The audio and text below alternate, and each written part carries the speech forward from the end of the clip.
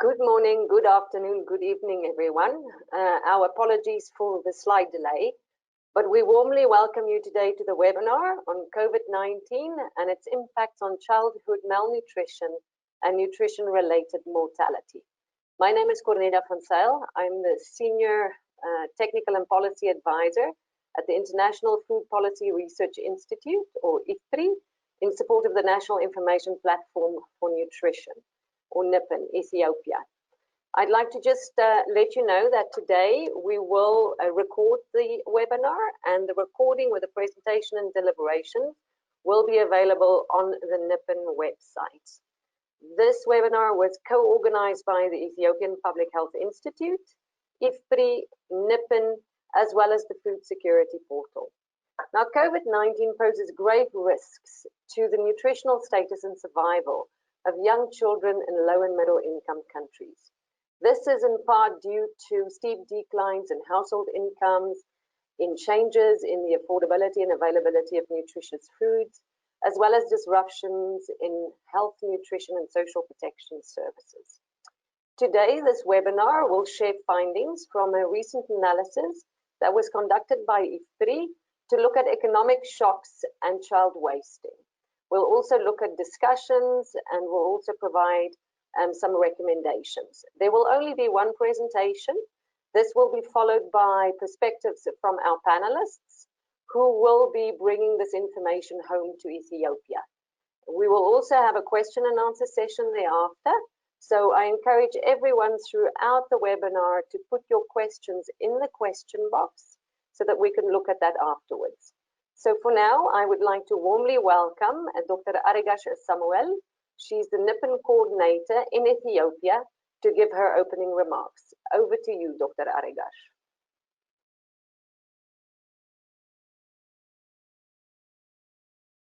Thank you, Cornelia, for the introductions. Greetings to all our participants in today's webinar.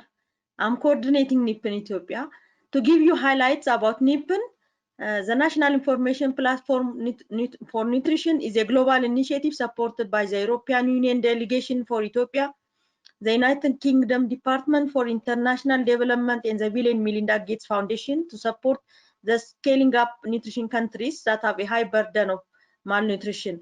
NIPN is actively ongoing in 10 countries globally, Ethiopia being one of those countries. Technical support for NIPN Ethiopia is provided by the International Food Policy Research Institute. NIPN in Ethiopia is established in 2018. The NIPN aims to support evidence-based decision-making for nutrition and consists of 3 operational elements: the policy question formulation, the identification and analysis of data, and finally, the communication and outreach of research findings.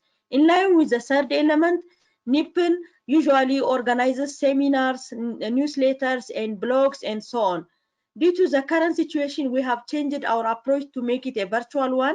So during the COVID-19 pandemic, to give you highlights on the NIPN's achievement, NIPN Ethiopia, we have been seeking innovative ways to inform decision makers by tapping into the existing partnership and by taking advantage of webinars to reach a large audience. As such, so far, NIPN has organized 3 webinars with IFPRI. So the first seminar on COVID-19 together with IFPRI, we have organized on the impact of COVID-19 and the prevention measures on Ethiopia, focusing especially on the food and nutrition security, the economy, the feasibility and prospects of such prevention measures for nutrition and health on the agriculture value chain. That was conducted on May 14, and that was a successful event. Again, our second webinar was organized on May 29 on the title, The Role of Vitamin D in Treating COVID-19 Patients, Current Scientific Evidence, which was also conducted in collaboration with our partner from Canada, University of Saskatchewan. That event also was attended by many stakeholders. Our 2 days event is on COVID-19, as mentioned by Cornelia, COVID-19 and its impacts on childhood malnutrition and nutrition-related mortality. So I hope today also we will have a very successful event. And thank you all for being with us today. Saying this, I pass on to Cornelia. Thank you. Over to you. Thank you very much, Dr. Aregash. At this point in time, we've received a nice overview from the NIPN. I would like to call upon Turnus van Reenen. He is the Head of Partnerships and Business Development for IFPRI. Turnus, over to you for a few words on the food security portal. Thank you very much, Cornelia. Good morning, good afternoon, good evening, everybody. It truly is a pleasure for me to participate in this very important event. I'd like to say a few things on the food security portal. The portal was a response to the world food price crisis of 2007 and has received support from the European Commission since its very early days. The food price crisis was a stark reminder that governments need relevant, accurate and timely information to inform policies that respond to and try to prevent these crises. The portal, therefore, was designed to address a shortage in easily accessible, relevant and high-quality country-level data. And you can see the portal and visit the portal by going to www.foodsecurityportal.org. The portal, in its aims to improve the ability by governments and decision makers to respond and prevent food crises, does this by bringing together policy relevant tools, comprehensive country-level information, and food security issues in one easily accessible place. The portal also provides data for monitoring food security situations and food prices, as well as tools for policy analysis and capacity development. Today, as was mentioned, unfortunately, we find ourselves in the midst of yet another global crisis, and COVID-19 has once again shown us the need for relevant information that we can quickly access and make use of. One of the key elements of the food security portal is also to hold regular policy dialogues at country level, and we've been doing so for the last 12 years in Africa, in Asia, and in Latin America. And the reason for doing these policy dialogues is to make sure that the work that we do is relevant, is to the point, and quickly meets the demand of those people who are making the relevant decisions. I'm therefore very happy that we can join hands today with the Ethiopian Public Health Institute and the NIPN project to discuss COVID-19 and its impact on childhood malnutrition and nutrition-related mortality. I look forward to this event and the discussion. Thank you so much, and over to you, Cornelia. Thank you very much, Turnus and Dr. Aregash, for your opening remarks. This now brings me to introducing our speaker of today. I'd like to introduce Dr. Derek Yidi. He is a senior research fellow at IFPRI. He's also a development economist. His research focuses mainly on agricultural development, nutrition, but he also works in food security, economic growth, and poverty reduction issues. He's published in a variety of journals, including this paper that was published in the Lancet. He also has worked in Ethiopia, India, and is currently based in Myanmar. Dr. Derek, we are looking forward to your presentation, and I hand the floor over to you now. Thank you, Cornelia, and I'd just like to quickly thank the organizers for thinking of me for this event. It's good to virtually be back in Ethiopia. So, as mentioned, this paper is called Economic Shocks and Child Wasting. It's with Marie Ruel. We're both from the Poverty, Health and Nutrition Division at IFPRI. So this paper is, next slide, please, sorry. This paper is part of background work for the Standing Together for Nutrition Consortium. So this is an effort that's trying to understand the impact of COVID-19 on malnutrition and also child mortality in developing countries. It's really a huge effort with a series of models interlinked. So what I'm presenting today is just one model. It's an econometric model based on demographic health surveys data mainly. And that's also going to be linked to the LIFT model. It's linked to a global economic model from IFPRI called Macroeconomic and so on. So there are more deep details in the Lancet commentary, which I'll refer to at the end, but also hopefully in a forthcoming paper in the next month or two.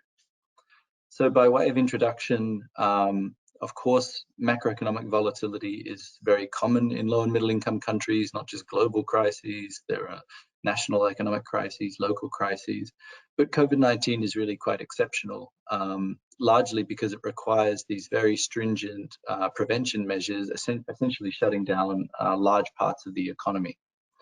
So IFPRI studies show that these measures can shrink economies by 20 to 40% during stringent lockdown. So that means if you lock down the economy for 3 weeks, the economy in that period can shrink by 20 to 40%. Those studies include Ethiopia. So this is really a very severe impact.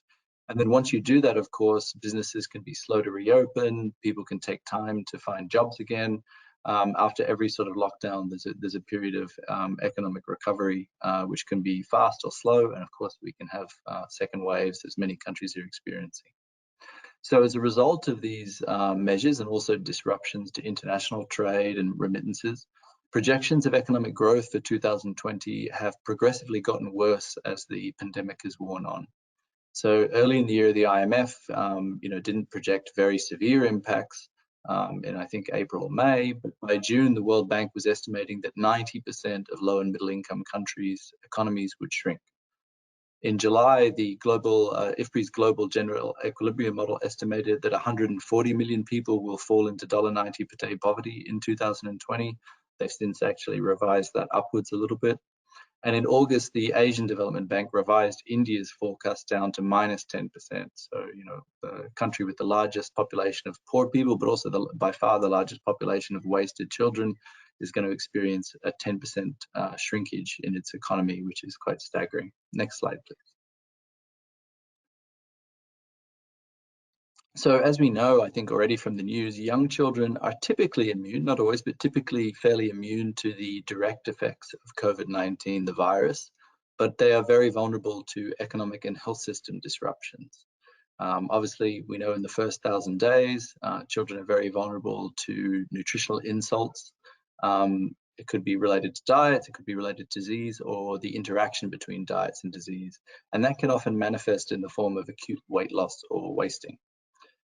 So infants and young children are typically at greatest risk of wasting and also of mortality due to wasting because of these immature immune systems they have and also their high nutrient requirements for growth and development. Wasting, as we know, is less prevalent than stunting, but it is a stronger predictor of child mortality. So a previous pooled analysis of 10 prospective cohort studies estimated that severe wasting had a hazard ratio of 11.6 compared to 5.5 for severe stunting. So wasting is a very strong predictor, unfortunately, of child mortality. Next slide, please. Despite the serious health risks of wasting, the underlying economic causes of wasting are really quite under-researched. So there are many previous studies linking longer-term economic growth to stunting. I myself have engaged in those with IFPRI colleagues. And there's also a literature examining the impact of economic shocks on child mortality directly. And the mortality studies often cite or often hypothesize that poor nutrition is a mechanism linking these macroeconomic shocks to child mortality, but they rarely actually explore this mechanism empirically. And moreover, while low and middle income countries have made progress against stunting, progress in reducing wasting is much more uneven. So some regions have seen some progress, but others, particularly India, have seen very little progress actually against wasting. Globally, around 50 million children under 5 are wasted in 2019. I think this estimate needs to be taken with a grain of salt because there's a lot of seasonality in wasting. Incidence is actually in some ways more relevant than prevalence, and but there's a lot of caveats around that. But we can say that the scale of the crisis is pretty severe even before COVID-19. The vast majority of wasted children reside in South Asia, many in India, as I mentioned. Maybe close to half of the world's wasted children reside in India. But also sub-Saharan Africa, but particularly the Sahel and the Horn of Africa, and including fairly high rates of wasting in Ethiopia, as everyone on this webinar would know. Wasting in India was especially high, 20% in 2015. And as I said, India accounts for almost half of the world's wasted children. Next slide, please. In this study, we explore the impacts of short-term economic growth and contraction on the risks of wasting using historical data. Our motivation was to project the impacts of the COVID-19 economic crisis on wasting, and then through the list model on child mortality. And as I mentioned, this is a sub-study as part of the Standing Together for Nutrition Consortium. So to do this, we took 177 demographic health surveys from 52 countries, all low and middle income countries. And we have data for about 1.25 million children. So a very large data set of surveys over 1990 to 2018. So that's why I referred to this as historical data. All the surveys are pre-COVID-19 data. And we linked this child or household level DHS data to national level macroeconomic estimates of gross national income per capita, hereafter GNI. And so with some modifications, we followed the empirical strategies of previous papers to rule out some of the obvious confounding factors. I'll talk about that a little bit more below. And we also explore some of the possible mechanisms linking macroeconomic shocks to child wasting, including child disease, child diets in terms of dietary diversity, but also maternal BMI, which could be a mechanism explaining low birth weight potentially. Next slide, please.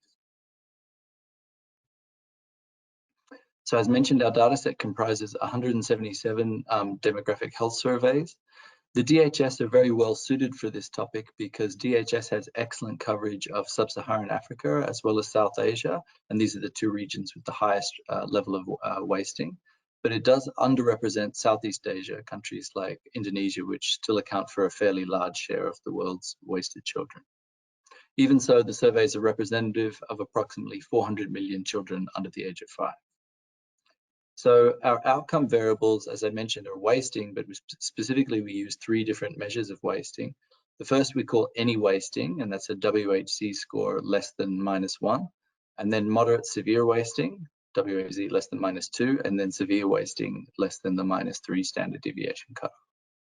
Our key explanatory variable is actually lagged annual change in GNI. So if a child is measured in January 2018, we're using the change in GNI in 2017. We do this for a few reasons. First, the lag ensures that the macroeconomic growth shocks always precede the measurement of wasting. They always come before the measurement of wasting. And then secondly, obviously, when households are faced with an economic shock, I mean, an economy can be faced with a macroeconomic shock. There may be a lag between the time that takes to affect household income. And even when it affects household income, households have coping mechanisms to protect household nutrition. And so we think there might also be some lag. So it seems like the lagged 1-year GNI shock provides a good fit for the data. Next slide, please. Our control variables, our main variable is measured at the national level, but many of our control variables are from the DHS itself. That includes measures of household wealth measured by asset ownership, as well as maternal education, also maternal and child health care in the form of antenatal care, medical facility births and vaccinations, improved sanitation and water supply, and then a series of demographic controls. We also controlled for 2 other national level confounders. So this is climate, which is also the 1-year lag of total annual rainfall and average temperature, and conflict, measured by battle-related deaths. And the reason we do this is because although these factors could influence nutrition through macroeconomic shocks, they might influence nutrition through other means. For example, conflict could reduce economic growth, but conflict could also disrupt health services, and climate could also affect food supply. So we thought it was important to also test for these other potential national level explanations of wasting risks. Finally, we use several other indicators to explore mechanisms linking growth shocks to wasting. These are morbidity symptoms measured in the DHS. That's whether a child was reported to have had diarrhea or a fever in the past 2 weeks. And we also look at diets. That's minimum dietary diversity, and that's whether a child consumed at least 4 out of 7 food groups in the past 24 hours. And we look at maternal nutrition in the form of whether a mother had low body mass index, a body mass index less than 18.5. So these are measured for slightly different samples. The diets results are measured for quite a substantially smaller subsample of the total sample. And I'll show you those results a little bit later. Next slide, please. So the regression approach we use is a little bit complex. We use weighted linear probability models to test the effects of GNI growth on wasting. These weighted models are a little bit novel, but important for several reasons. So the demographic health survey samples are unbalanced. As you know, they're complex survey designs, so you always need weights to guarantee that the survey is representative of the country in question. So those are just the normal DHS weights. However, DHS rounds within countries are also unbalanced. So for example, in 2005, India ran a demographic health survey that was only representative at the state level. 10 years later, it ran a survey that was much, much larger. It was representative at the district level. And so the sample size for the most recent survey is about 5 times the sample of the earlier sample, of the earlier DHS round. So you need to adjust for that and apply the same kind of weight to each survey round, not just based on sample sizes, which is arbitrary. And then finally, the demographic health survey country populations are unbalanced, right? So we've got a country as large as India, but we've also got countries as small as Comoros. So we also need weights to balance across countries because our main indicator is GNI measured at the national level. So without weighting, GNI per capita growth, the main coefficient of interest, would remain implicitly weighted by the number of observations in each survey, and that's somewhat arbitrary. So for example, of all the observations in the DHS, India accounts for about 20%, but its population size, specifically its population of children under 5, is closer to 50%. So Indian surveys need more weighting to make this representative. So to address this, we construct a 3-step weighting metric. First, we use population data on the number of children 0 to 5 in each country from the United Nations to create a country-level population weight. Then we also reweight observation within a country's DHS rounds to correct for imbalances in sample sizes across different DHS surveys, as mentioned. And then finally, we just apply the normal DHS weights to make each DHS survey nationally representative. Next slide, please. So then our main tests use linear probability models which interact lagged GNI shocks with each country's average wasting prevalence to model the effect of GNI as proportional. In other words, the coefficient can be interpreted as a wasting growth elasticity. So if a country has a lot of wasting and experiences, say, a 10% reduction in GNI, we would expect a reasonably large absolute change, but if a country has a very low level of wasting, we would expect a fairly small absolute change. And so this sort of models that. And we think this is biologically appropriate and also mathematically appropriate. As I said, countries with more wasting should have larger absolute changes. These linear probability models also control for other confounders, and these are quite important. They control for country fixed effects, and this could be quite important for wasting. There could be a genetic role in wasting. There are certainly potentially climate effects on wasting, etc., and we want to net out some of those potentially confounding factors. We also control for regional wasting trends. So with a larger sample, we could control for country wasting trends, but here we're breaking up different parts in the world into fairly small subregions. So we don't just have a region for sub-Saharan Africa, we have Sahel, Horn of Africa, West Africa, because these have very different wasting patterns. Finally, we also control for seasonality in wasting. So colleagues in Ethiopia, actually, Kelly Hervonen and others, have shown that there's quite a bit of seasonality in different parts of the world, but the seasonality patterns are also quite different. So that's why we again have this regional seasonality pattern to account for that. And then we also control for age-specific wasting trends. As I'll show you in a moment, wasting can have different etiologies in different regions. So particularly in South Asia, there's greater prevalence of low birth weight children. So that's quite specific to South Asia, but somewhat less common in much of sub-Saharan Africa. So these models control for a range of these confounders to really improve precision and net out potential biases. And then finally, we test sensitivity to specifications, to different age ranges to see if younger children are more affected. And we also split the sample by rural and urban, but I won't go into those results today. We actually don't see too much sensitivity to these different specifications and samples. Next slide, please. So this was something I was referring to in the previous slide. These are actually local polynomial regression estimates of the prevalence of moderate severe wasting by child age for various regions in Asia and sub-Saharan Africa. And what's striking here is that you'll see quite different patterns across regions. So if you look at the top line, this is the orange line, you'll see that in the Sahel, this is Burkina Faso, Mali, Niger, you'll see that about 20% of children are born wasted, so very high. But then wasting also increases really rapidly until about 12 months of age to a prevalence of about 30%. And then after that, it declines quite sharply. So the Sahel has this quite distinctive pattern.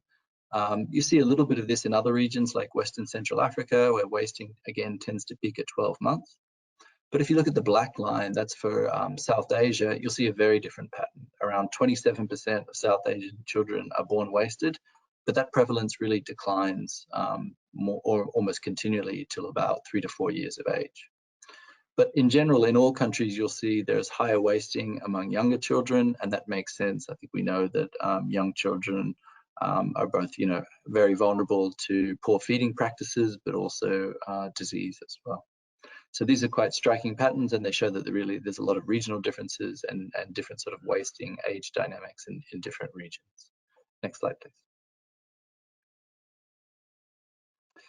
This is a graph showing the right-hand side variable. This is the distribution of lagged annual changes in GNI across the 177 surveys covering 1990 to 2018. And the graph is really just there to show you that there's a lot of variation in economic growth episodes in this subsample of demographic health surveyed countries. And we have, of all these 177 growth episodes, 48 of them are negative. And you can see that there's some, quite a few pretty steep negative shocks in the range of sort of -5 to -15%.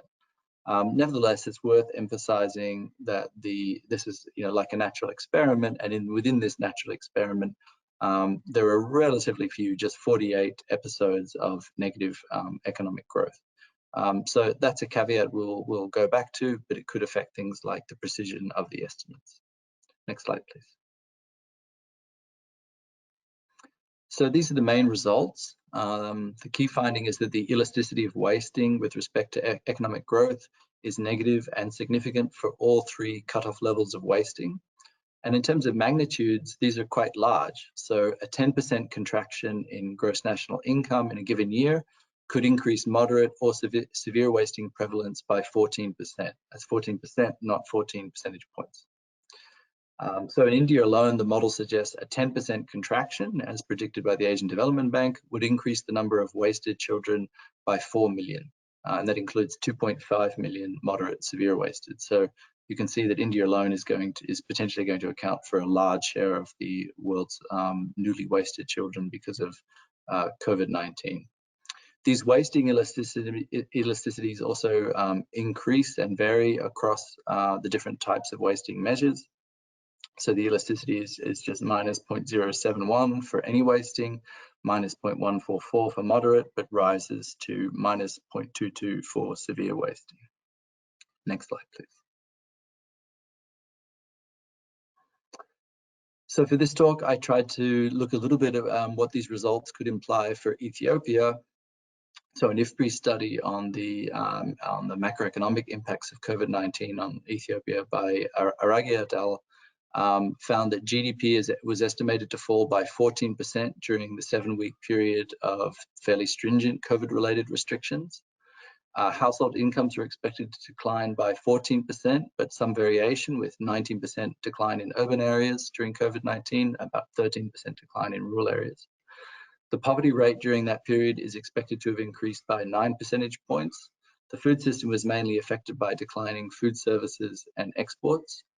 And relative to a no-COVID 2020, GDP in Ethiopia is expected to decrease by somewhere between -4.8% to -6.2% in a relatively pessimistic scenario. And those scenarios are shown in the graph there below.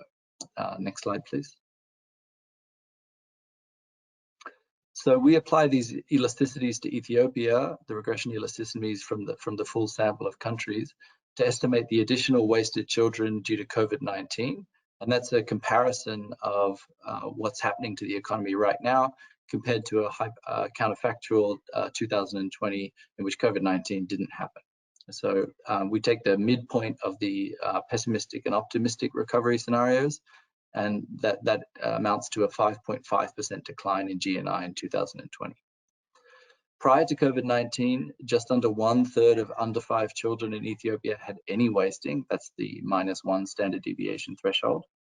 And that amounts to about 5.34 million children. Of course, Ethiopia has a very young population, so there are a lot of children under the age of 5. And just over 10%, 1.7 million, had moderate to severe wasting.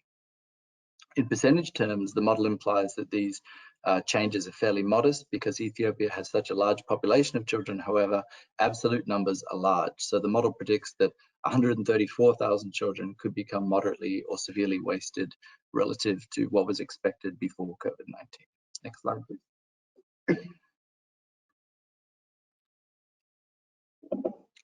Of course, there are lots of caveats to these projections. For one, as mentioned, it seems like urban populations are more economically affected, but those urban populations have less wasting to begin with. However, rural populations, of course, have also been affected by locusts and also affected by more localized agroclimatic shocks. Projections that we're using are from a global model, not an Ethiopia-specific model. The projections don't really factor in additional health service disruptions due to either supply disruptions or demand disruptions. So that's also very relevant and something we're looking at in the Standing Together for Nutrition Consortium. The projections do not factor in protective or preventative actions, so they don't factor in the protective impacts of things like social safety nets, such as the PSNP, or prevention and treatment of severe and acute malnutrition. And they don't factor in some of the emergency C-19 responses as well. Next slide.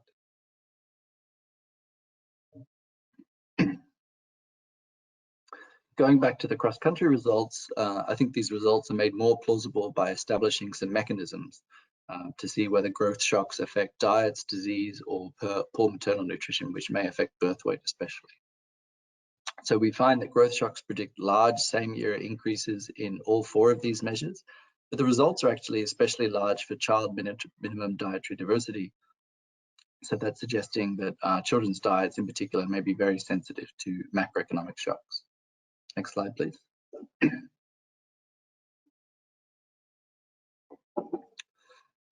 Turning further to the mechanism, we looked a little bit more into child diets by looking at consumption of specific foods, not just overall dietary diversity. And we tend to see that fruits, vegetables, and animal source foods are very sensitive to growth shocks. And so consumption of these products can decline significantly with downturns in economic growth. Next slide, please. I'm sorry, I'm losing my voice. So just turning to discussion, it's important to understand the limitations of this study. As mentioned, we use historical data. Extrapolations to COVID-19 are a little bit tricky. As mentioned, there are C-19 health system disruptions, also food system disruptions, and lots of COVID-19 behaviors on food and health that are quite specific. So in Ethiopia, for example, early on in the crisis, there was some evidence that households were reducing their consumption of animal source foods. We don't model government responses. The historical data in the demographic health surveys includes observations with weak government severe acute malnutrition responses. And we model average impacts across countries. Some countries could have more or less resilience to these kinds of shocks depending on their institutional setups, for example. It's also quite difficult to empirically distinguish between negative and positive growth shocks. We don't find any differences in our data, so we assume that the negative shocks have equally important impacts on child wasting as positive economic shocks. Also, the point estimates we derive are relatively imprecise, although they are highly significant, but it's still important to acknowledge there is some uncertainty in the point estimates that we're using here. Also, it's obviously clear that gross national income is not the best measure of impacts on households, but of course we don't have widely available household income data for the full range of 177 demographic health surveys. Next slide, please. In conclusion, wasting seems to be highly sensitive to recent economic growth shocks. In the Lancet commentary, we used economic growth projections from April from an IFPRI model to estimate that COVID-19 would increase the number of wasted children by 6.7 million compared to 2020 without COVID-19. So this is obviously a really large number and suggests that a lot of children around the developing world would be severely affected. The same Lancet study also shows that health service disruptions could have major impacts on child mortality. So it's important to keep health services working, especially for mothers and vulnerable young children. Governments face difficult choices with trade-offs between COVID-19 prevention measures and economic growth, especially in the short run. It's critical to protect children with nutrition-sensitive social protection, and really at an expanded, almost unprecedented scale. Expanded programs to prevent and treat severe acute malnutrition are also critically important. We have to try and prevent wasting, and if we see wasting emerging, it's important to treat it early. The policy emphasis on continuing safe maternal and child healthcare services is also very important. Almost all developing countries saw some disruption earlier in the year. Most of them seem to have recovered somewhat, but it's really important, especially as potentially second waves come, that we try and keep maternal and child healthcare services running, but also safe from COVID-19. And although we didn't touch on it here, clearly the impact on diets, particularly reduced consumption of a lot of micronutrient-dense foods, raises the risk of micronutrient deficiencies. So it's important to expand micronutrient supplementation programs as well. Next slide, please.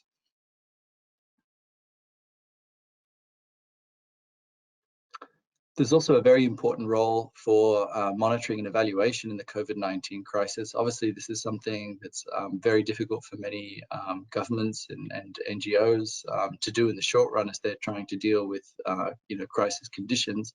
But phone surveys in particular can really help a lot in trying to track the impacts of the crisis. Questions include, how are incomes and employment changing month to month? How is household maternal and child dietary diversity changing? How is food insecurity being affected? What disruptions have been taking place in health systems? Which populations are feeling the worst impacts?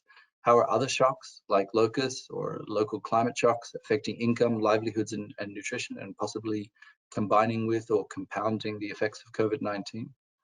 Also very important for government responses is to understand the targeting of social protection and emergency response measures. How effective are these measures at reaching the poor and improving their welfare? And what do nutrition surveillance systems tell us about trends in health-seeking behaviors and also the need for treatment?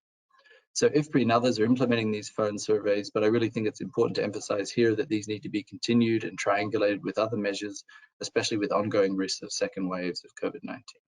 Next slide, please. So thank you, that's all from me, but there are further readings online if you have any follow-up questions. So the main paper I presented here is from a discussion paper called Economic Shocks and Child Wasting that's available online. There's a summary of this and the rest of the Standing Together for Nutrition work published in the Lancet. And also Marie and I have several blogs on nutrition and its impact and how it will be affected by COVID-19 as well. So I encourage you to look at those to discuss some of these issues further. Thank you very much, and I'm happy to answer questions, of course. Over to you, Cornelia. Thank you very much, Dr. Derek, for that very insightful presentation. There's a lot of information to digest and think about.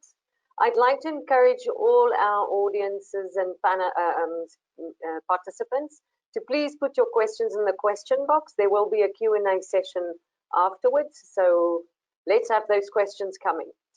I now would like to invite our panelists to give their remarks based on these findings and contextualize that to Ethiopia. Our panelists are Dr. Stanley Chitekwe. He's the Chief Nutrition Officer at UNICEF Ethiopia. And we also have Dr. Sise Sinamo, who's the Senior Program Manager for the Sekotla Declaration implementation from the Ministry of Health. I would like to invite Dr. Stanley for your remarks. Over to you, Stanley.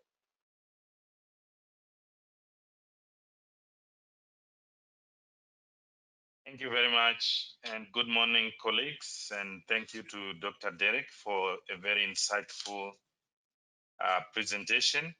Stanley Chitekwe is my name. I'm a Chief of Nutrition for UNICEF here in Ethiopia.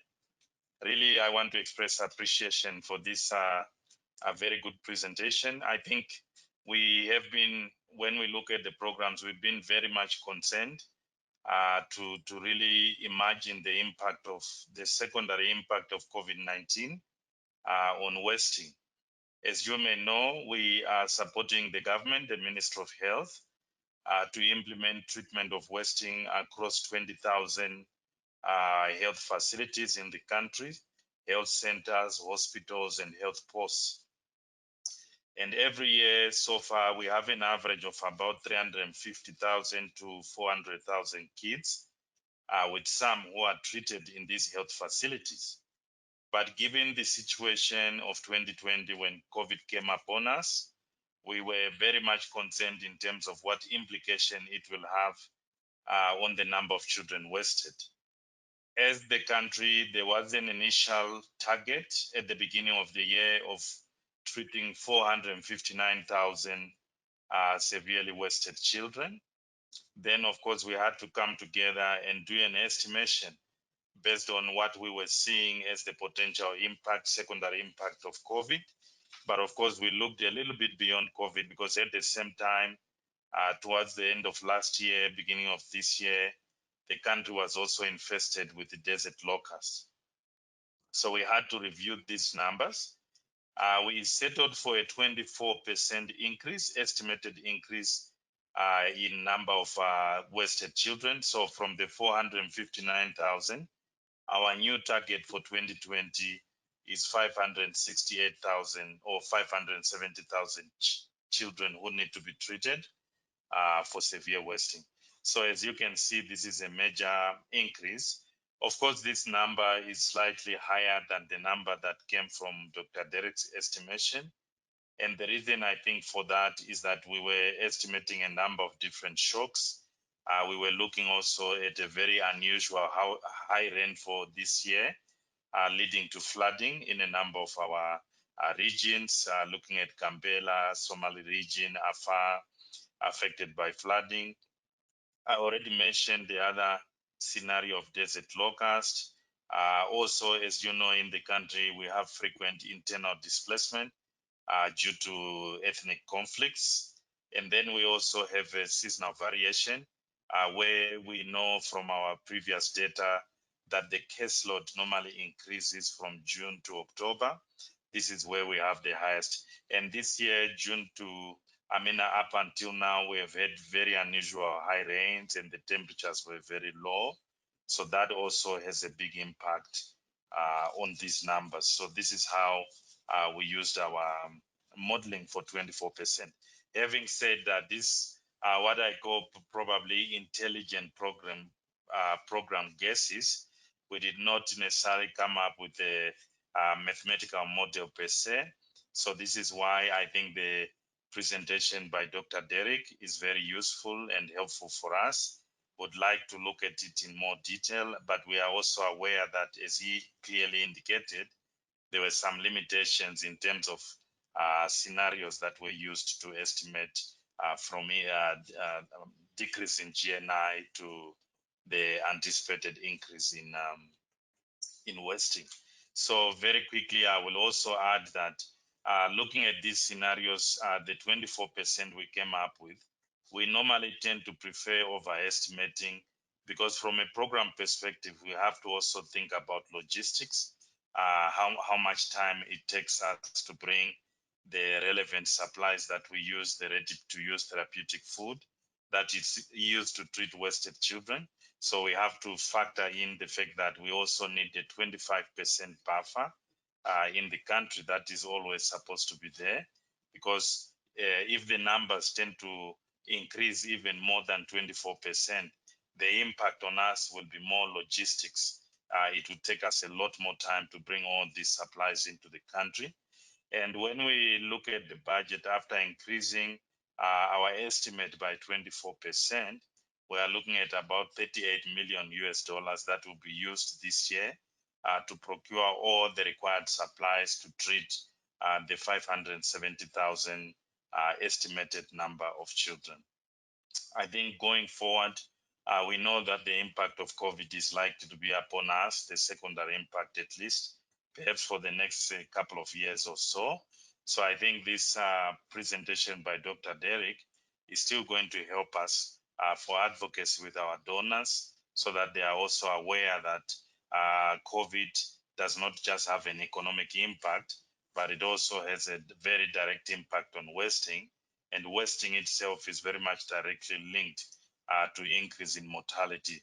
So if we really want to achieve the global goals for nutrition, whether it's the World Health Assembly goals to reduce wasting to less than 5%, or SDG goal of reducing wasting to less than 4%, I think it would be a very big challenge for a country like Ethiopia to achieve those goals. Of course, if we link also the impact of wasting in the long run on stunting, then I think it really puts our progress that has been made so far in reducing stunting off track. So this is a very, very significant presentation, and we really appreciate. I think it would have significant policy impact. Thank you very much. Over to you, Cornelia. Thank you, Dr. Stanley, for your excellent remarks. I would now like to invite Dr. Sise Sinamo from the Sokotra Declaration to give us his observations. Over to you, Dr. Sise. Thank you so much, Cornelia. Good morning, good afternoon, good evening, colleagues. I would like to reflect on this presentation, especially from the government perspective.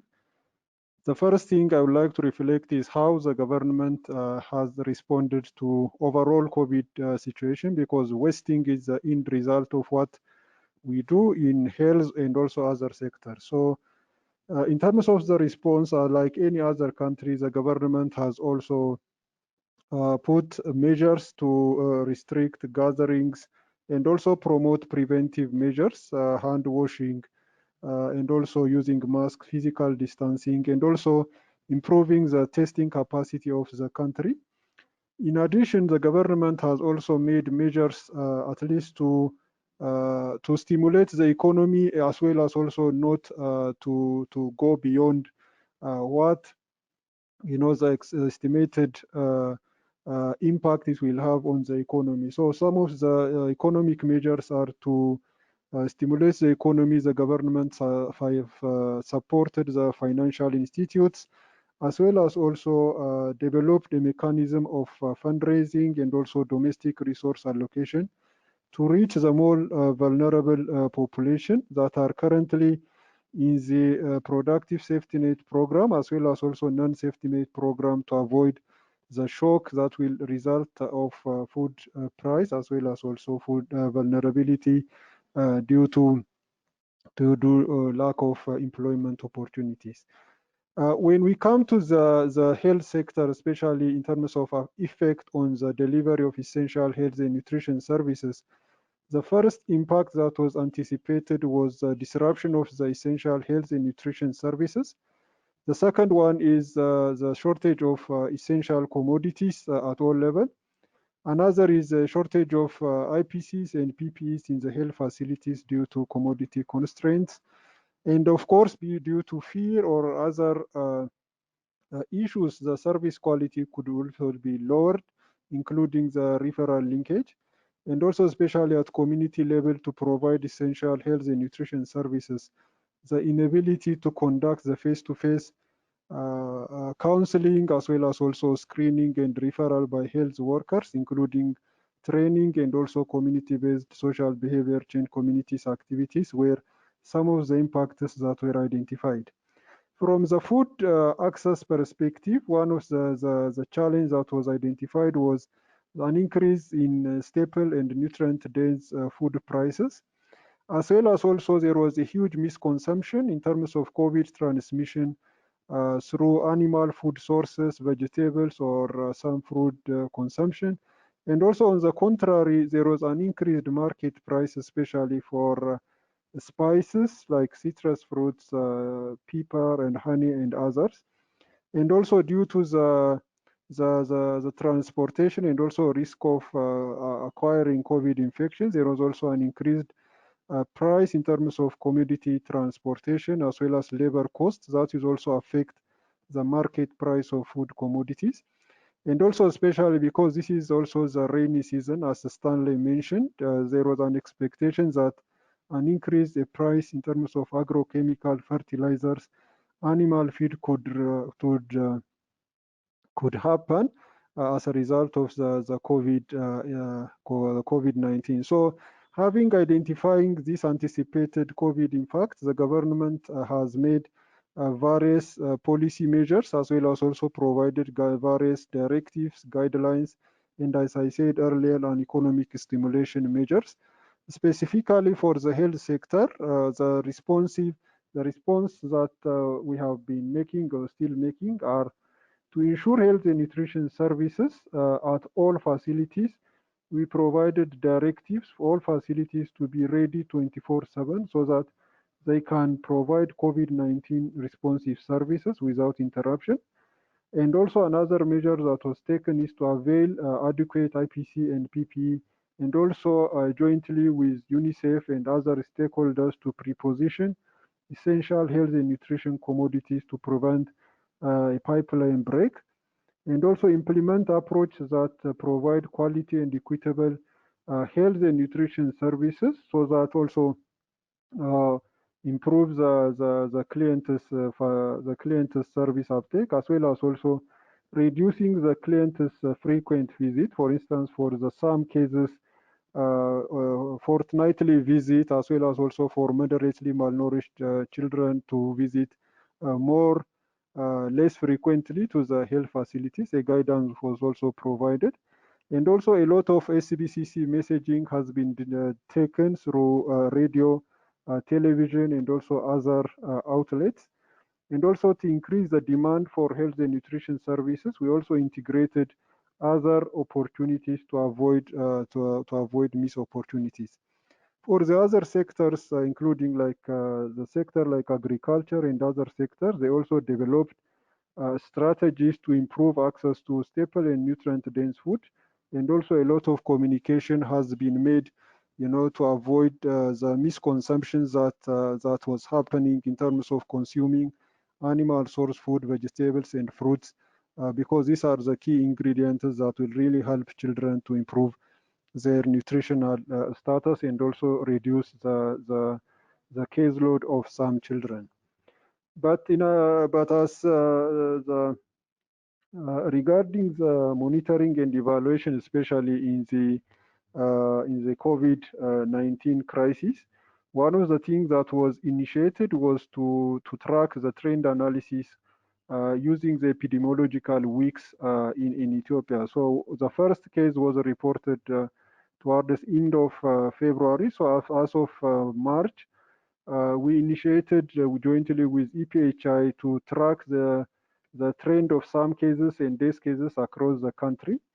And surprisingly, the first few weeks, there was a huge decline in terms of service uptake of the some cases across the country. This could be due to fear of acquiring COVID-19 from the client's perspective, or maybe the health service providers in the health facility might disrupt the service because of they may not have the proper PPE equipment, and also there might be transportation and also other pipeline breaks that might arise during the early stage of the COVID-19. So what the government has made was to improve the service utilization and also uptake. A directive has been given, as well as jointly with all stakeholders, we started availing the IPP and also the preventive equipment so that the health facilities can provide some services as well as all other services. And also with SBCC messaging and also proper guidance given to especially the health extension workers, how to manage some children and also adapting the global guidance given in the management of some.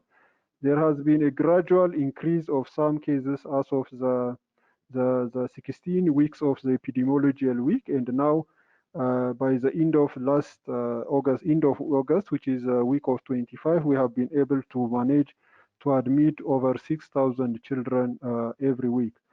So there is a huge gradual increase from April onwards. This is aligned to the food gap seasons, but we also try to see some related diseases starting the 11th epidemiological week, and we couldn't really track using the current tracking system in terms of a surge in some case diseases during the COVID period. So that does not mean that children, the days have not increased, but we need a lot of study and investigation in terms of interpreting this data. So as I close, I wanted to pose few questions that really needs further clarification. One is in terms of the preparation and also response the government has made to improve some service availability, but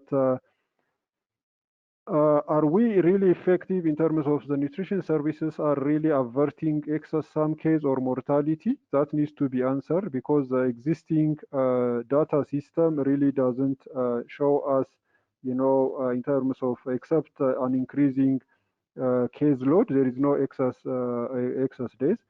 And also the second part of this question is, are all clients or some cases caregivers, are they really attending some services? So in this case, we need to do a kind of program coverage survey to understand that really the programs are really reaching the intended beneficiaries. And also the increase from week 15, 16 onwards is similar to the hunger season. So are other non-health service factors, are they really contributing to the morbidity increase, or is it because of improved case detection and also admission and case management? Those things also need to be answered. Of course, COVID-19 preventive measures also contribute to reduce ARI, diarrheal disease, and morbidity reduction. Are they also contributing towards preventing the deaths, even if we have still high case load in terms of some? And also, finally, we need to also, you know, answer some of the other questions, like what is the current trend of some compared to the previous seasons? Of course, we know the economic shock, the flooding, which Stanley has mentioned, the locust and others, all contribute to the food insecurity and ending up to the increase in some cases. But we need to compare the current some case trend with the previous season, so that we can also know how much excess cases are admitted and also how much excess some cases are dying in the context of COVID-19. I thank you. Over to you, Cornelia. Thank you very much, Dr. Sise. Thank you, Stanley, for very pertinent remarks. I think there's a lot of questions that need to be answered. I think Derek's presentation also ended with additional questions that we need to focus on. I would now like to call both panelists plus Derek to switch on your video cams if you can. I know, Dr. Sise, you cannot, but to join the question and answer session for us now. And for our panel audience, if there are any other questions, I see there's a number that came in. Please keep on putting them in. If we can answer all of them, we will. But if we cannot, we will send responses to those through minutes of the meeting. So I would like to direct my first question would go to Dr. Derek, of course. There's a question, Derek, that has been asked about your data. Kedir from, I believe, Gondar University asked the question, your data is related to DHS 1990 to 2018, which is before COVID. How does this relate to the effects of COVID on malnutrition? So I will let you answer that question, and then we will move to the next. Over. Yeah, it's a very good question. So I think on some level we know that COVID-19 is a fairly unusual crisis. I think there's been a lot of work this year trying to quantify the economic impacts of COVID-19, and as the year progresses, we're at least getting more solid evidence on which economies have been affected and by how much. So on that side, I think there's a little bit less uncertainty now about the economic impacts. I think what makes the COVID-19 crisis special is two things. One, how the macroeconomic impacts are trickling down to households. So my impression early on in the crisis was that global institutions, including the IMF, maybe even some of the early IFPRI models, were underestimating the impacts on poverty. And I say that I think because I think the nature of the disruptions has affected the informal sector especially, really severely, and maybe that's a little bit more felt in urban areas. But I think the impacts on poverty from what we've seen in sort of household surveys are really quite devastating. I think that the most recent IFPRI model by David Laborde and colleagues actually gets a little bit closer to the full scale of the crisis. I think they think that something like 150 million people worldwide will be thrown into $1.90 per day poverty. But also those are annual estimates, and in the short run we can see that these lockdown measures have such severe short-term impacts on incomes that you can see that even though there may be some recovery several months later, there are a lot of households in the world this year who've gone several months without any income, and obviously many of those would have limited coping mechanisms. So I think the uncertainty is more not about the macroeconomic effects now, but about how those macroeconomic effects are trickling down into household shocks.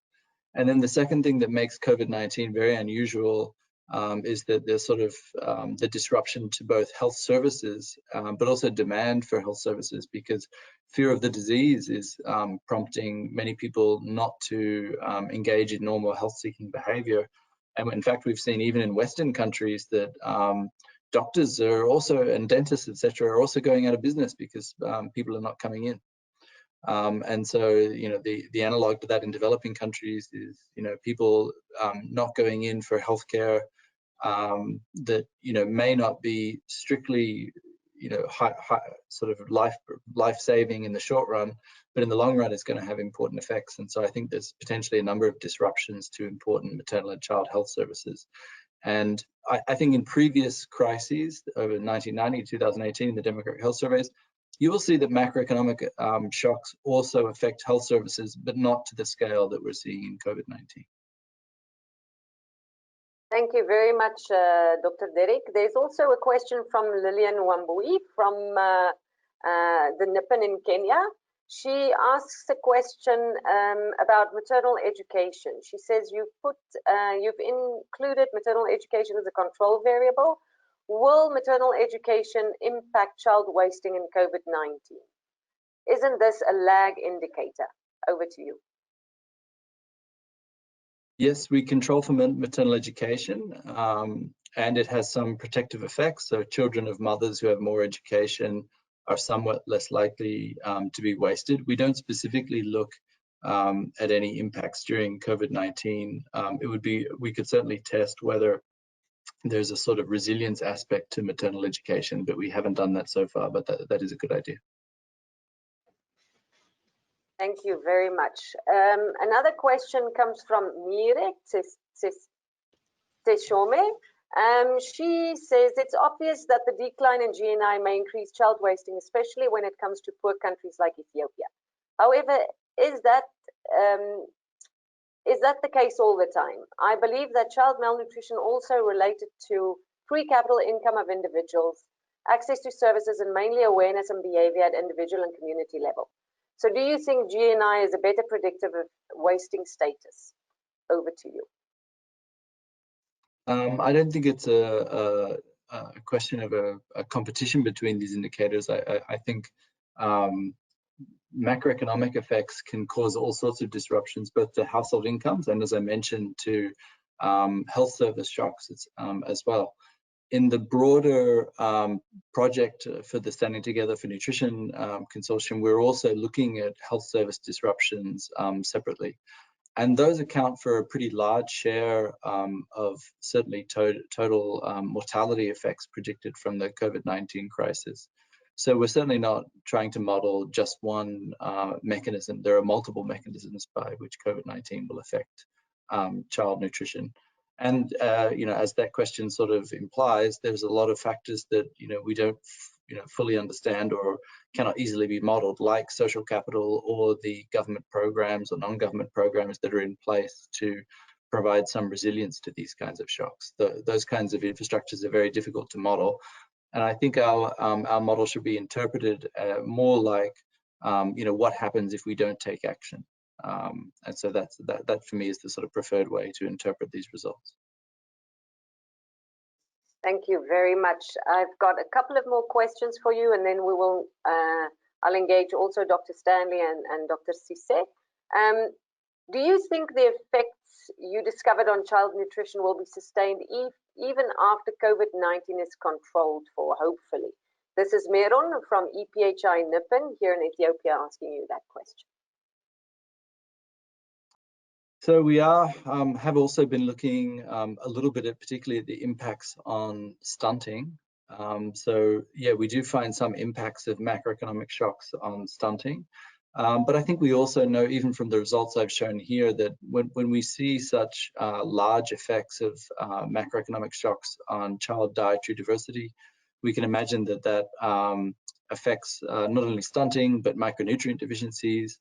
And these kinds of forms of undernutrition in early childhood, as we well know, can have prolonged effects on schooling attendance, on cognitive development, and then on adult earnings and productivity much later on. So yeah, I think there definitely will be protracted effects of this crisis. And it's going to be really important to try and,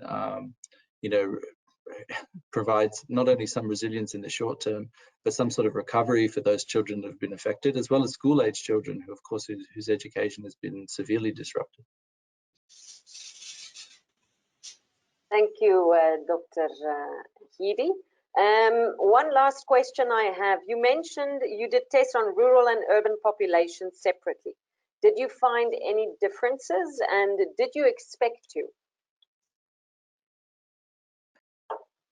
We didn't find significant differences. That may be because our model is just not quite powered enough to detect significant differences. There was a little bit of a hint in the data that maybe the impacts are a little bit worse in urban areas. But as I said, there's sort of two effects going on here. It is quite often the case that macroeconomic crises have more effect on the urban economy. And I think we've seen that in COVID-19 too. So in fact, in essentially all the macroeconomic modeling, including country studies that IFPRI has done, they've tended to show that the agri-food sector is quite resilient. And you can imagine why, because even though there's a disease going around, people still need food, so they still need to buy food. And in fact, even the global food system has been reasonably resilient, so there's still quite a lot of food trade going on around the world. So although agricultural sectors tend to be somewhat hit by COVID-19, their economic decline is certainly not as much as manufacturing, certainly not as much as tourism and many services, because many of those businesses are shut down or also suffer from really large declines in demand. So I would expect that urban populations would typically be more vulnerable. But of course, it's very country specific. And as already mentioned, I mean, Ethiopia is just dealing with non-COVID problems this year as well in terms of locusts and flooding, etc. But urban populations are certainly hard hit by macroeconomic crises. And I think one of the messages, I guess, from this is that although we may not think of there typically being much wasting in urban areas in a normal year, this might not be a normal year, and Ethiopia and other countries might see some rising cases of wasting in urban areas, which is, historically perhaps a bit unusual. Thank you very much, Dr. Derek. I would now like to ask a question that came in for Dr. Stanley. Stanley, it is good to hear the different contextual aspects you have taken into account in your estimates. Is there a report available for the estimates that UNICEF made on the increase on the number of wasted children, taking into account the various shocks that you mentioned? What magnitude of increase in funding is needed to meet the additional program actions compared to before COVID-19? Over to you, Stanley. Yes, thank you very much for that question. We do have a report where we focus mainly our analysis on the impact of desert locusts, because desert locust was a little bit easier for us to imagine how to do the estimations, because we focused on the 6 regions that were affected, and we built our analysis on the work that the Minister of Agriculture had done jointly with the FAO. They had done a IPC food security analysis on the impact of desert locusts. So we basically modeled the food security data. We also looked at existing smart surveys that were carried out in that area. And then we also looked at admissions to treatment of acute malnutrition in those 6 affected regions. So the report that we have focuses mainly on impact of desert locusts. So in the overall estimation of 24% I mentioned, we combined both desert locust as well as COVID. And these were mainly estimations and also some programmatic reasoning of logistics of having a buffer stock.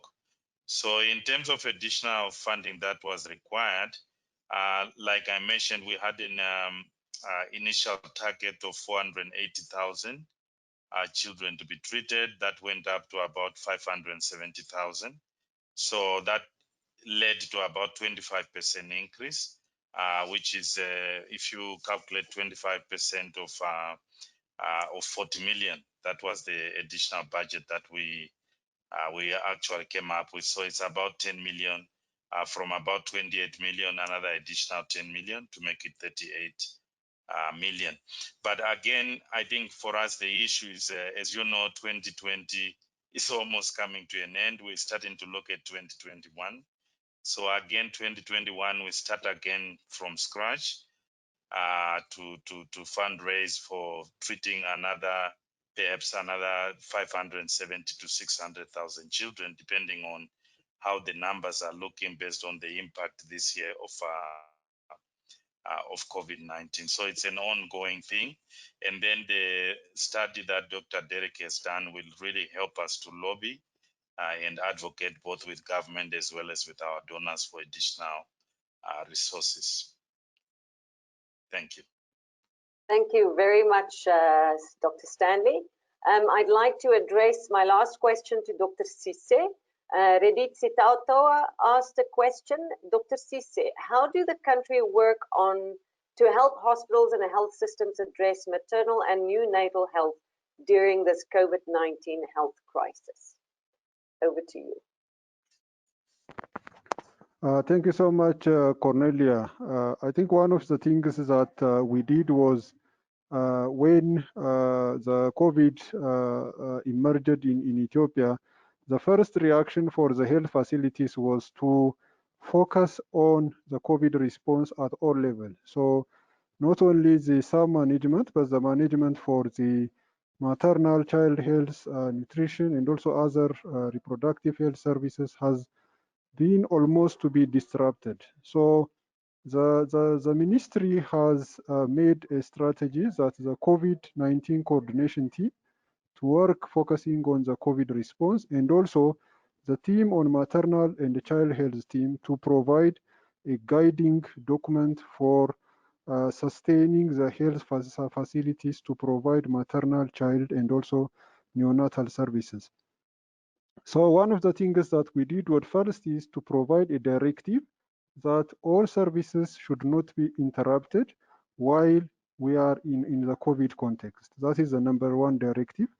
The second is each thematic area, which is the family planning, maternal health, newborn health, nutrition, and others, to provide and develop and provide a technical guidance, what kind of adjustments they have to make to respond to the COVID-19 situation.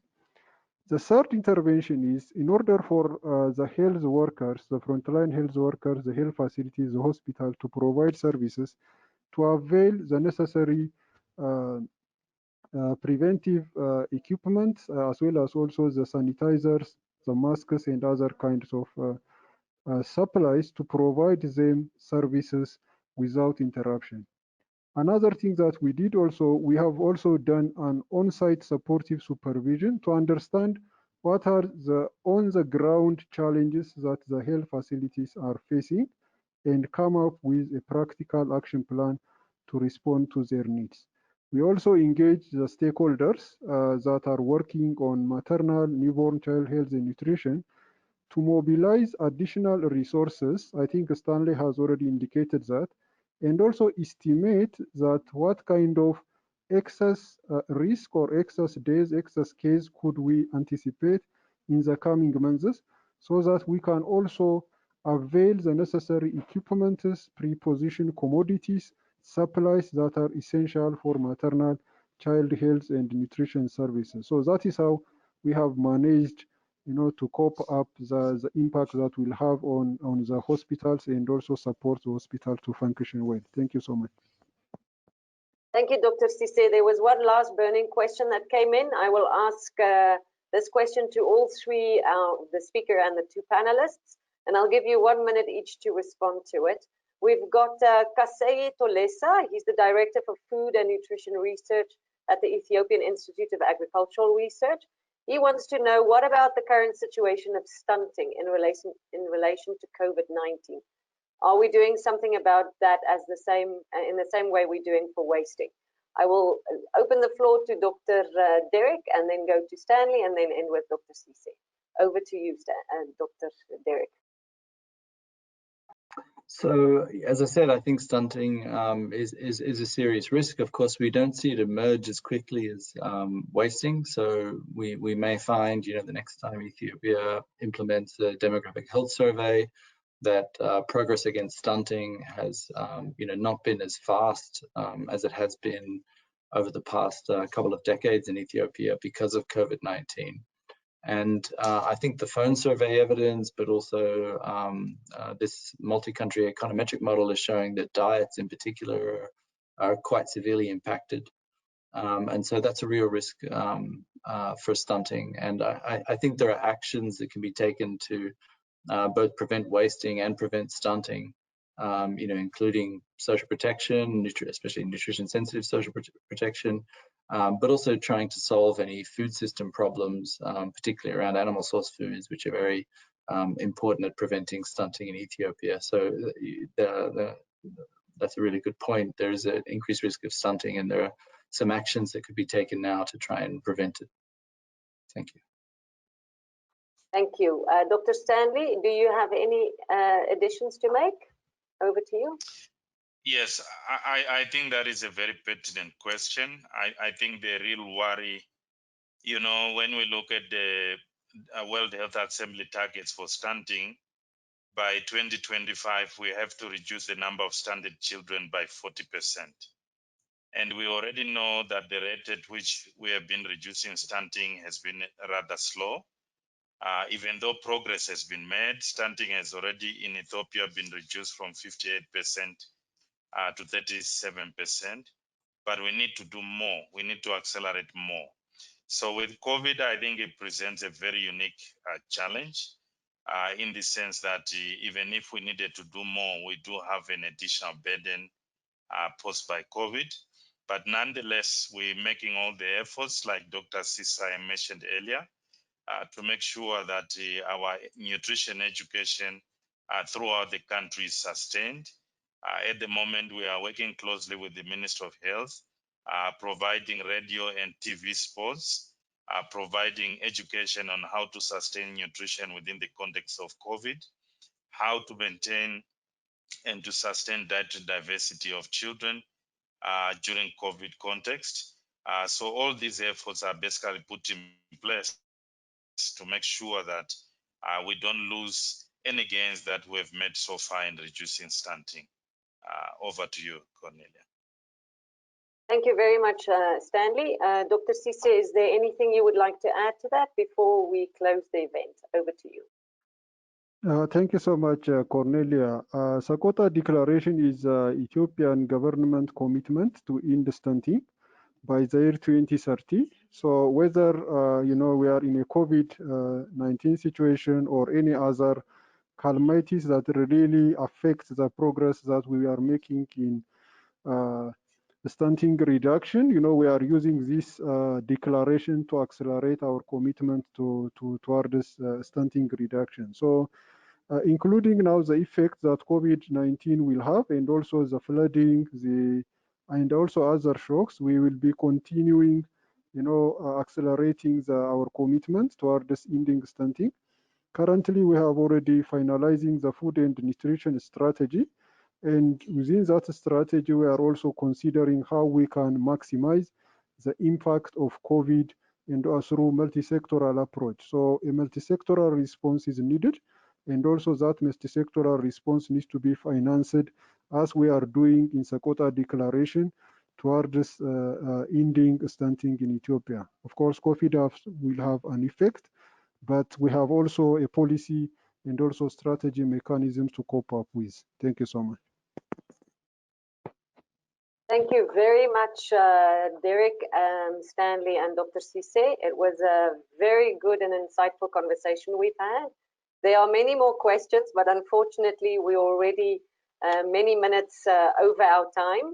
It was because we had a little bit of a late start, but also because the conversation is very interesting and it brings a lot of questions to the fore. So with this, I would like to just let the audience know that the recording, together with the presentation, as well as any unanswered questions and the notes from this meeting, will be available. We will send that to you through email, but also it will be available on the two websites that you can see there on your screen, NIPN as well as FSP.